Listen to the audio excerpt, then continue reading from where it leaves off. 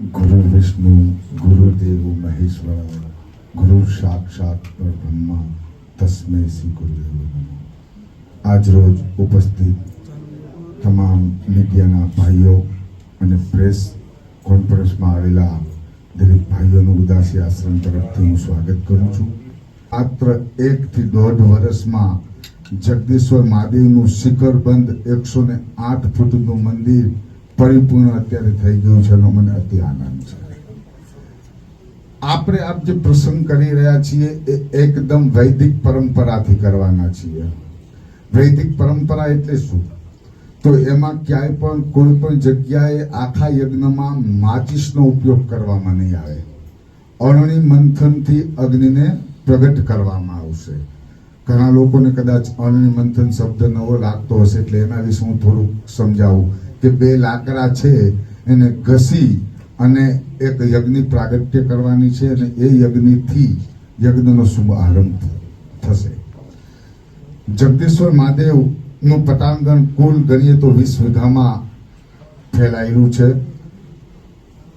જગ્યાની એક્ઝેક્ટ મધ્યમાં હનુમાનજી મહારાજના બેસણા છે।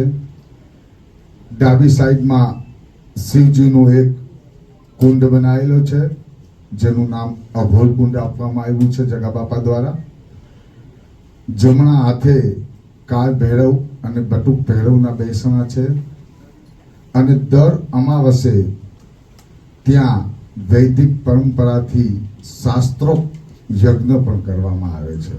તપોતન બ્રાહ્મણો દ્વારા અલગ અલગ ઔષધિઓ લઈ અને શિવનું રૌદ્ર સ્વરૂપ છે જે શિવલિંગને પણ અમે એકદમ અભિષેક રુદ્રાભિષેક સ્ફટિકના શિવલિંગને કરીએ છીએ દર અમાવસે।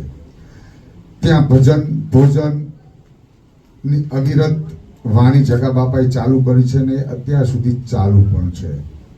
તો આજે આ માધ્યમથી હું બધાને કહેવા માંગુ છું કે તારીખ 20, 21 ને 22 ભવ્ય ત્યાં સંતવાણી પ્રસાદ અને મેળાનું પણ આયોજન કરવામાં આવ્યું છે। તો તમામ જનતાને આ માધ્યમથી તમામ ધર્મપ્રેમી જનતાને આ માધ્યમથી ઉદાસી આશ્રમમાં પધારવા ઉદાસી આશ્રમ મહંત તરીકે હું ભાવેશ બાપુ બધાને આમંત્રણ આપું છું। ભાવથી પધારો। જય સીતારામ।